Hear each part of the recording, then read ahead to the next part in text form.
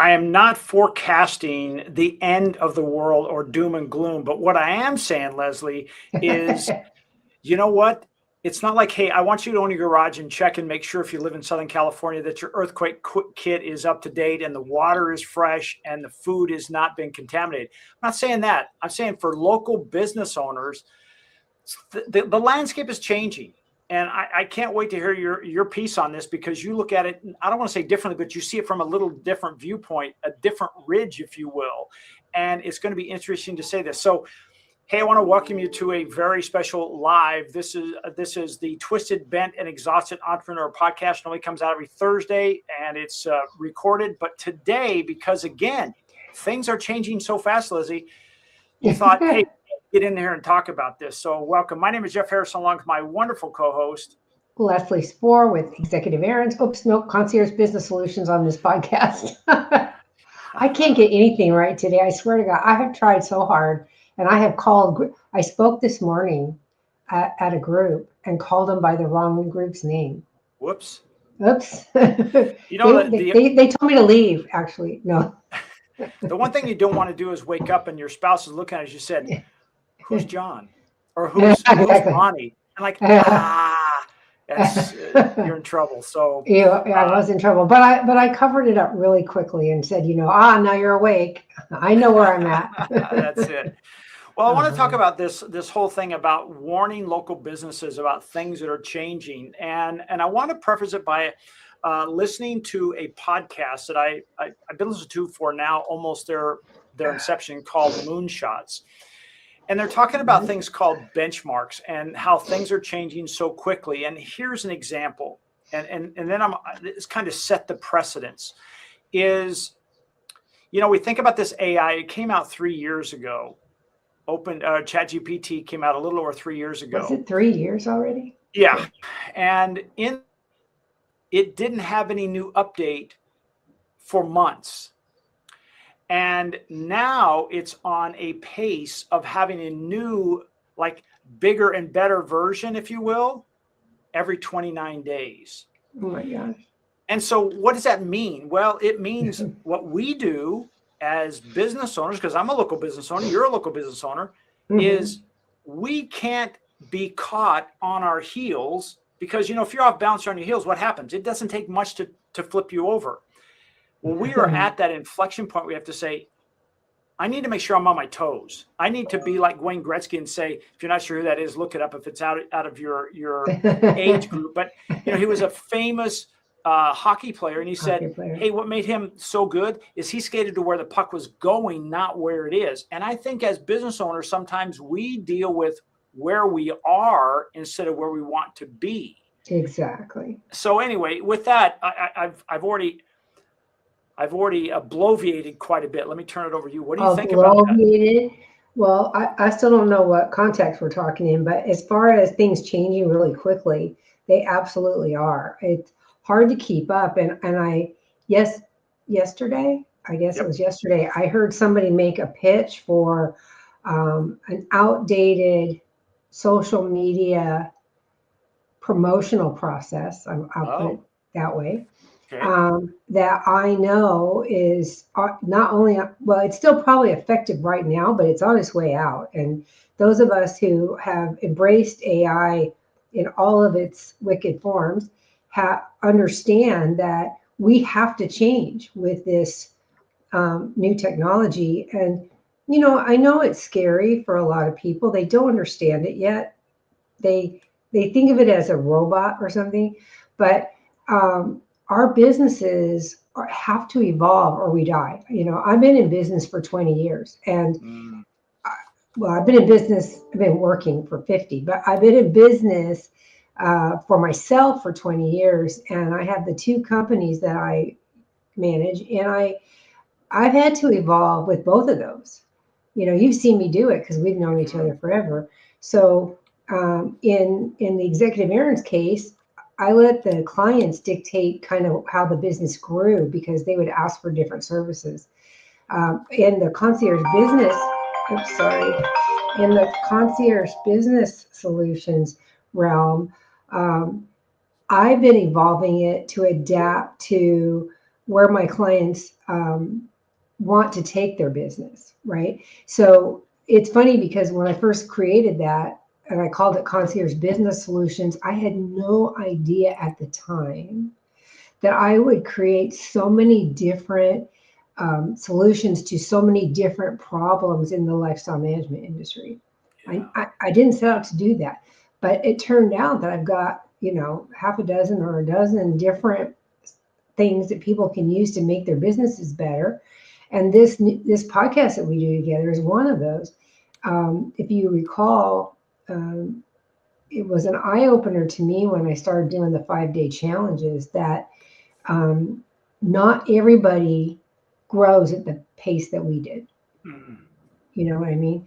So I'm meeting companies that have been in business for 10 years that have maybe a dozen clients.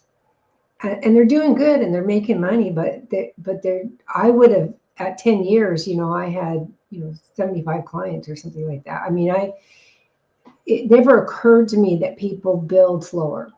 I assumed everybody was doing what I was doing. So because that realization, I modified the way my software is the solution for people on my software to meet them at the point they are in their business today and where they want to take it.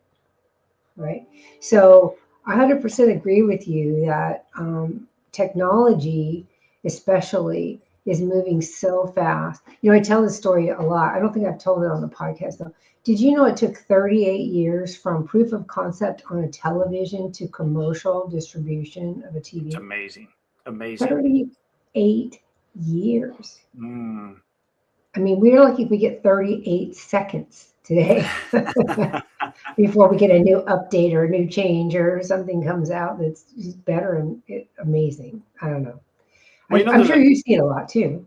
Well, there's a conversation. If you said this before, and like when you said you were in consulting and you walk into a business and said, oh, well, you don't understand it. That doesn't work in my business. And that's Right. when I think it drove you to say, wait a second, there are standards for business. No matter what you do, these are the things, if you do these things, you will experience success.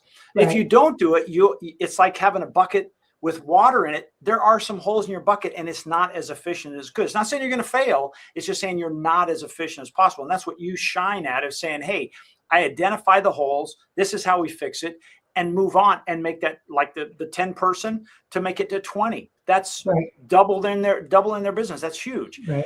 One of the things I noticed, and I want to share something with you because I hear this all the time, more regularly. And it's amazing how many times I hear it, like on a national news program, of how AI is not giving the people the responses that they're expecting. They're expecting to be like a genie in a bottle, like rub it and it'll come out, it's magic. Yeah. No kidding. And I want to liken this to a situation where it says, if you went to a foreign country and they did not speak English and you tried to communicate with them and you knew just a little bit of the language and you thought you asked them for a napkin and instead you insulted their wife, what would happen? The reaction would be different, right? Oh, yeah, So, for sure. so I think there's a language that we have to start using. And I'm not going to get too technical, but I want to share a screen with you just real quick on something I'm working on. We've all heard of these things called prompts, right? Mm-hmm. And a prompt is, it's like if you were a parent or you're an employer and you're saying, John, go to the back room and get 3 more of these and stock it up front. Like, I've given him explicit direction. He knows where the stock room is. He knows what I'm talking about. And he knows where up front is. But unfortunately, when we go to using prompts, we're using that, I think this is what I want. And so the AI, which is far smarter than we are, it's the smartest element in the box, that it gives us an answer that's so vague we think, oh, it doesn't work for us. So I want you to look in this little box right here. This is a prompt. How can I see that? I can see it. Go ahead. Yeah, this is a prompt that I built for this. Now, this is only part of what I do. I'm building some things in the back end. This is what we use. But I want you to look at the length of this prompt. Wow, that's too long. It's not too long. It tells it exactly what to do, what the constraints are, what the expectations are, how often, even down to the part like, what to expect, image sizes, all these kind of things. My point being is this is called, and it takes a lot to get to this point. This is called a one-shot prompt. And what that means is, in your world, when you were doing things, it said, hey, if you do this, this is the outcome. You see it all the time. Well, right. If I use this prompt, I don't want it to be broken every time. I want it to produce a consistent outcome. So I create one-shot prompts. As an example, let's say this is for a blog we want to write. Well, somebody says, I want to write a blog for my local HVAC company, and I'm in Palm Desert, Arizona, or Palm Desert, California. And that's all I give it. I got to be honest with you, it's going to be crappy. And you're going to blame the machine when it's not. It's the prompt, as you see here. This is extremely explicit. So my point is we have to, and this is why I have this headline of warning local businesses, there's a storm brewing. Are you prepared? It's a world we're moving into, Leslie, and you know this, that the language is different and it's moving at such a rapid pace that we as business owners really can't say, I'm just going to step on the sideline and wait till this storm passes. It's not going to happen. It isn't going to happen. Yeah. I remember that. I can equate that to the 80s when we wanted when Pong first came out, the video game Pong. We really thought that was cool. Remember that? Yeah.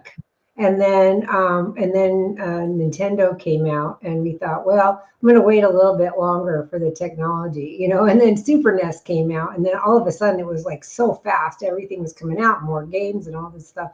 So yeah, I can kind of relate to that as far as the speed, the speed with which things are coming out and happening. Now, I personally think that prompt that you just showed might be intimidating to most people, because I looked at some of that, and a lot of that includes like programming and things like that. It's a very sophisticated, high level prompt. So for those of you who are watching this, the general business owner who are not a brainiac like Jeff, hire Jeff to do that kind of stuff. But you can do that with a lot easier types of prompts, especially when you're first learning how to use artificial intelligence. And particularly, I think the key is teaching it your business, which means uploading content you already have, social media content, your website, anything you've written or published, all of that stuff needs to be fed into it so it can learn you, because, and it needs to learn your voice. We all have a voice in business, right? I know business owners who swear on camera in their social media, and I think that that's wrong. Now, in aerospace, I swore like, a longshoreman, but in the business I'm in today, I don't hardly, because occasionally, but not comparatively speaking, because this industry, I don't think that it's respectful for the lifestyle management industry personally, or as a consultant either. I know there's some that do. Everybody has their own style and their own way of speaking and their own syntax and how they come across. And so the AI needs to learn that so that it can offer you solutions and suggestions that work with your personality and sound like you. I think it's really key that it needs to sound like you. I went through a period of time personally where I was using it to write newsletters, and they were great newsletters, but to me, they didn't sound like me as much. Wow. So, I mean, other people say, yeah, they do, but to me personally, they didn't seem like it. And so I've started to say, I want this to be more conversational, more first person, so that, and I usually load a story in there too as part of my prompt, and then let it go and see what it comes back with. And I like those better for me. But you're right. Writing a prompt is key. There's some that you write, Jeff, that are like, you're the smartest AI on the planet in this thing, right? Right. For marketing of this kind of business, or you've been a book editor forever, and you option only bestsellers. And if I'm going to write this, how should it read?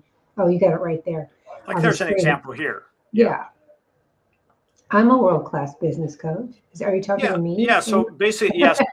and again, this is not a class on this. This is saying, hey, if you want to make sure when you go in a restaurant that you have to go to the bathroom, that you use the right phrase. Well, prompting has a structure. And the first one is role. Who do you want it to be? Because imagine you have just opened up. Remember those? I think it's called Play-Doh.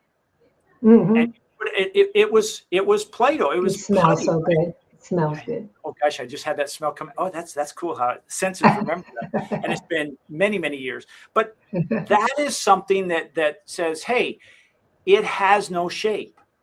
So you have to tell it what it's to be. And this is a world-class business coach with decades. And that's the next page is I want to make sure it has context, decades of experience, and long list of extremely successful clients who help coach and direct to their very best, right? Right. And then I say, I want you to take the same action with me. However, I want you to also be honest when responding to let me know if my idea or response is weak or just wrong. Now, the reason I put that in there is because the model itself tends to want to support you and placate you. I don't want that. I don't need any rubber stamping. I want to say, hey, you're off your rocker, whatever. Just put on there. Also want to present an idea. Don't be shy about asking proper follow-up questions. In other words, if I give a response because of my context, my knowledge, and I give an answer and it's not right, then it will add additional. It's almost like when I say to my wife, when she says, do you want to go to dinner? I say, no, thanks. And then it's not good enough. She says, well, why not? And I have to come up with reasons why I chose that answer, right? So it wants to do the same thing. And your role is to help me be extremely successful in life and business and not to pander. Do you understand? If so, let's begin. And of course, it does say that. And now from that point on in that whole conversation, it will take on that mindset, whether it's a marketer, it's a rock climber, it's a web designer, it doesn't matter. And so these are much simpler. What I was showing you there, which on the other side, they're called system prompts. They're like, okay, it's very complicated. Yeah, this is a prompt to get you going, making sure you're asking for the bathroom and not insulting the wife. That's the one thing I learned in Spanish for sure. Donde está el baño? I can find the bathroom.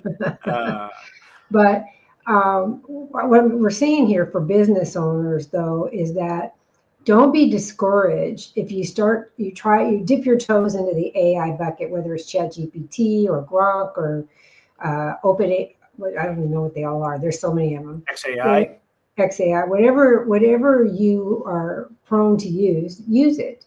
Yeah. Okay, but take your time to teach it about you and your business and how you operate. Let it learn your voice. I think that's really important. And then play with it and write these prompts like Jeff's talking about. This is, I wrote one this morning. I'll give you an example. I wrote one this morning because I got slated to do another BNI presentation. Okay.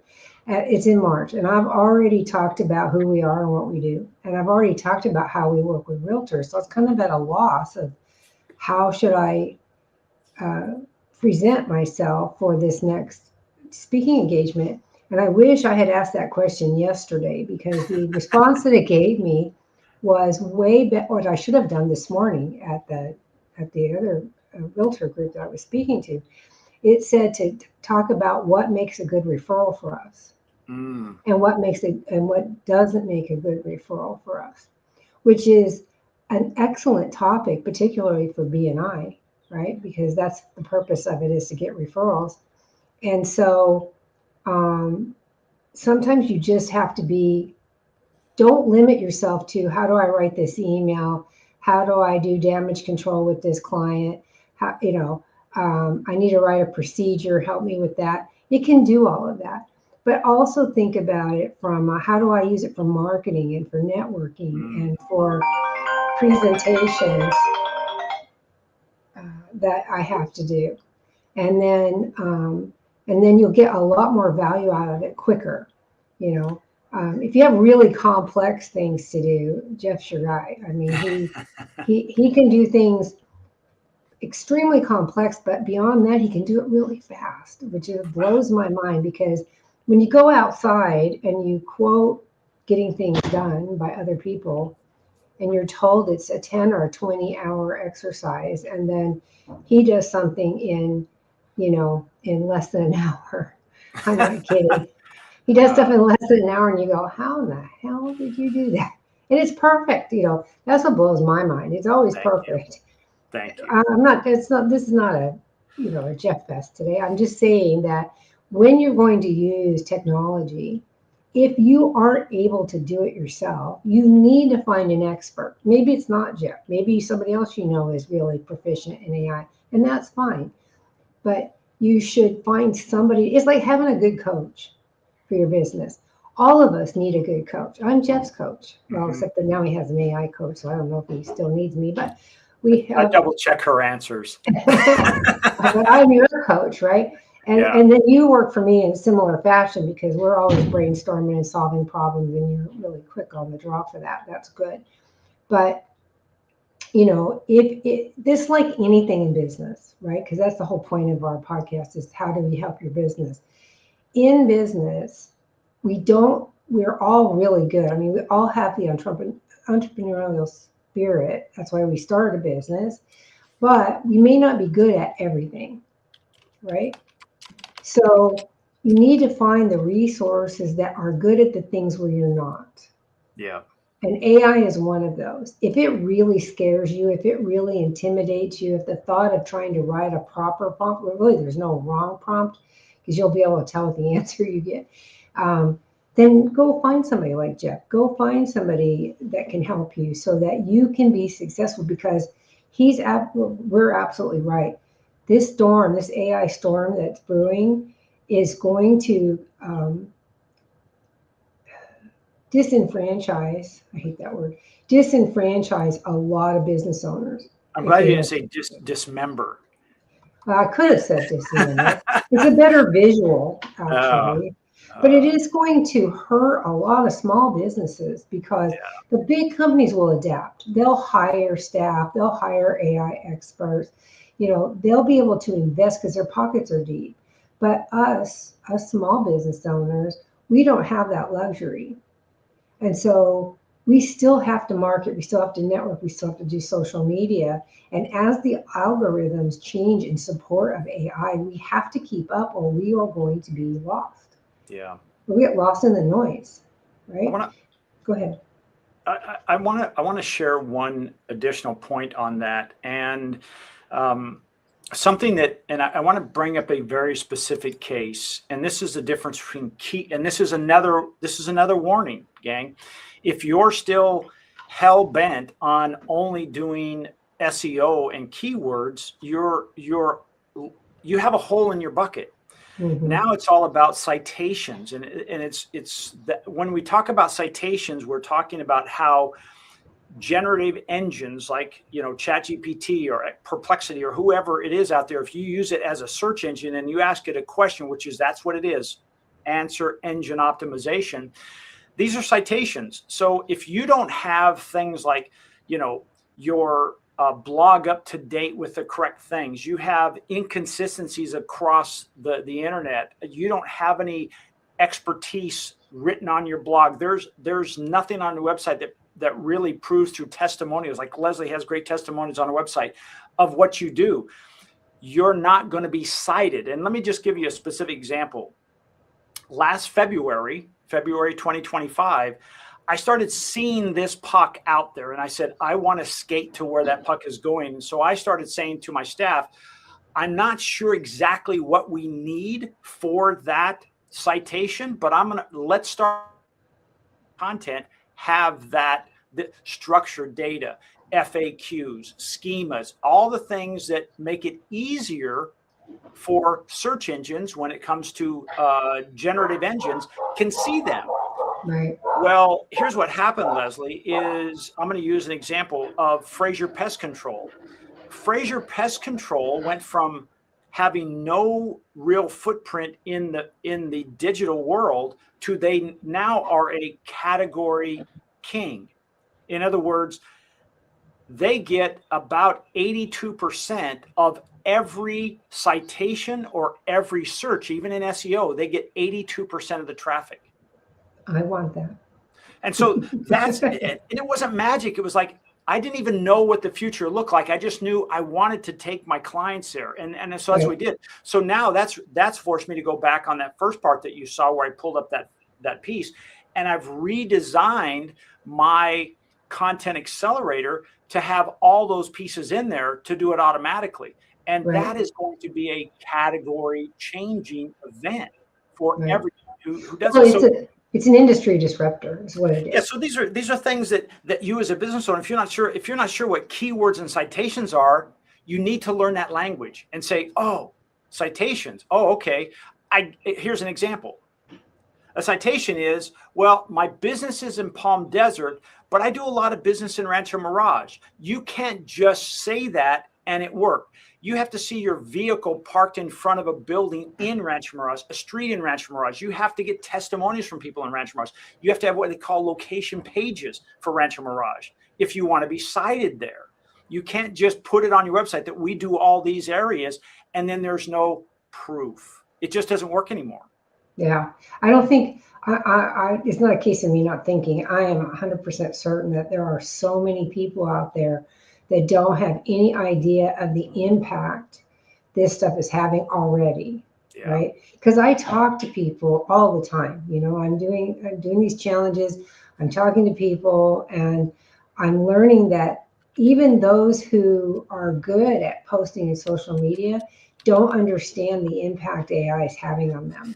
Yeah. And I ask them, you know, I've known people that are really good at creating content, but is it is it AEO optimized so that the AI bots will pick it up? And most of the time they're like, what is that? And then I explain it to them, they go, no. And I'm like, needs to be.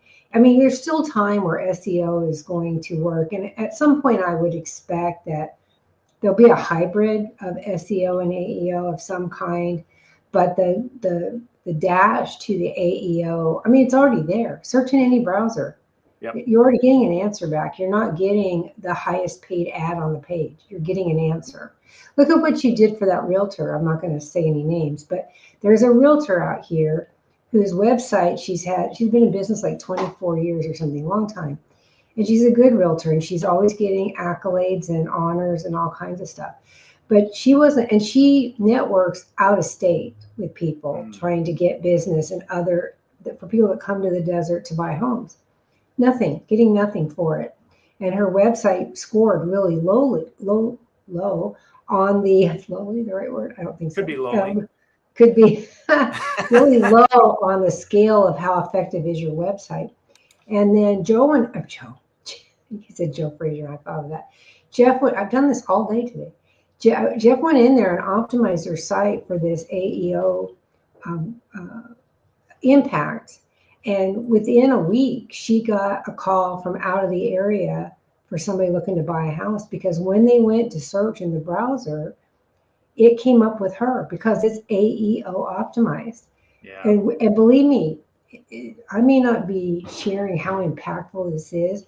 Here in the desert where we live and work, having a realtor in the desert is like actors in Hollywood. There, you can't throw a pebble without hitting a real estate agent. There are so many of them out here. Yeah. And so, because it's a resort area, and because people want to live here, and properties are always moving. So it makes sense that we have a lot. But for her to get a call that quickly from outside of the area after all these years of trying, I thought was pretty phenomenal. And it is a testament to how this works. Well, thank you. But here's the cool part is I kind of preface this or frame this as this is like the land grab. Mm-hmm. This is when somebody says, hey, all this land is free out here. You just have to go stake your claim. But if you don't know how to get there or what it looks like to stake your claim, you can be standing on land, and next thing you know, you're evicted because they built up around you and you took no ownership. What we did with this realtor is we put her stake in the ground and created ownership. And what is really cool, and just like the pest control company, not only did they grab their spot, but if you can imagine, they're starting to buy the lots around them. And so their domain becomes even larger. And what that means is anyone getting in 6 weeks from now, it won't be as easy to stake a claim because there'll be less land there, because let's say this realtor will have more of it, or there'll be more realtors with little pieces that are around her.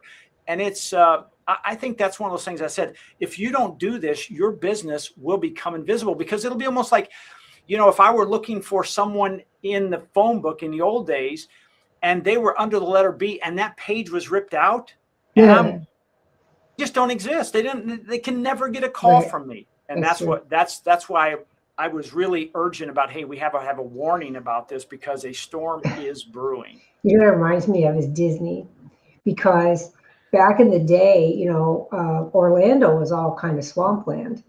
And Disney went down there and started buying it up real cheap because it's swampland, and everybody thought it wasn't going to be anything. And then he turned it into this magical kingdom down there. And that's kind of what's happening now. You need the vision to see that the opportunity is there, and then pick up all the pieces before anybody else. Yeah. And then you're going to be miles ahead with your business, from a visibility standpoint, from a credibility standpoint, from a legitimacy standpoint. Everybody who's listening takes us at what we say, because we're absolutely correct, by the way. I say with all humility. Absolutely. Hey, I want to, before we sign off today, Leslie, first of all, thanks for jumping on here. Leslie, just to credit her, she was speaking this morning. She had a one-on-one with another client, and she is also coming off being quite ill. So thank you for jumping on and doing this today, because it is very important. But I want to invite you to join us every week. We have a podcast. Typically runs about, probably 50 to 60 minutes long. It's in depth, Twisted, Bent, and Exhausted Entrepreneur Podcast. You can find it on YouTube or Spotify. And it's either on my Jeff Harrison or Leslie Spohr YouTube channel, but you can search it by name, Twisted, Bent, Exhausted Entrepreneur Podcast on Spotify. We'd love for you to check it out. It's one of those things where I got to be honest with you. I use this now probably far too often. We have no problem pulling back the kimono and saying, this is what's working. Go do this. Yeah. And the cool thing is, what we're sharing is not theory. It's proven application. We're not saying, hey, I hope this works. No, we have already proved that it works. It's a recipe that's in the book for Betty Crocker, and it makes cookies really well. Mm-hmm. It does. I don't know how much credibility we have yet. I mean, but I've been doing business for management of business for 40 years. Wow. Or at least 40 years. And there are business fundamentals that need to be recognized and adopted. It has nothing to do with what kind of business you're in. It has to do everything about how you run your business.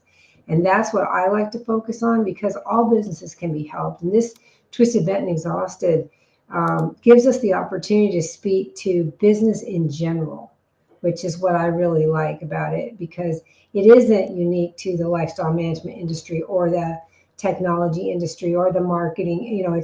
It's specific to being a business owner. So if you guys want to learn more about it, be sure and go to the YouTube channel or the Spotify, and then share it with your friends. If you have other business owners that you collaborate with, by all means, please share it with them, because the feedback we've had so far has been very positive, and Jeff and I, pick on each other quite a bit, and so it can be quite hilarious sometimes. Not always, but quite hilarious. So we really like to share this with you. Yeah. Well, Leslie, again, thank you so much, and thank you for joining us. If you're watching this afterwards, please leave a comment and a 5-star, and let us know how you liked it. And we hope to see you again next time. Remember, Thursdays, it comes out Thursday morning, in the morning, like 12:01 a.m. So it's ready for your morning coffee, and then to get you started and really kind of think about things over the weekend and really hit Monday on the ground running. So, Leslie, thank you so much for joining us today, and continue to get well. And we'll see you again next time on the Twisted, Bent, and Exhausted Entrepreneur Podcast. Bye, you guys.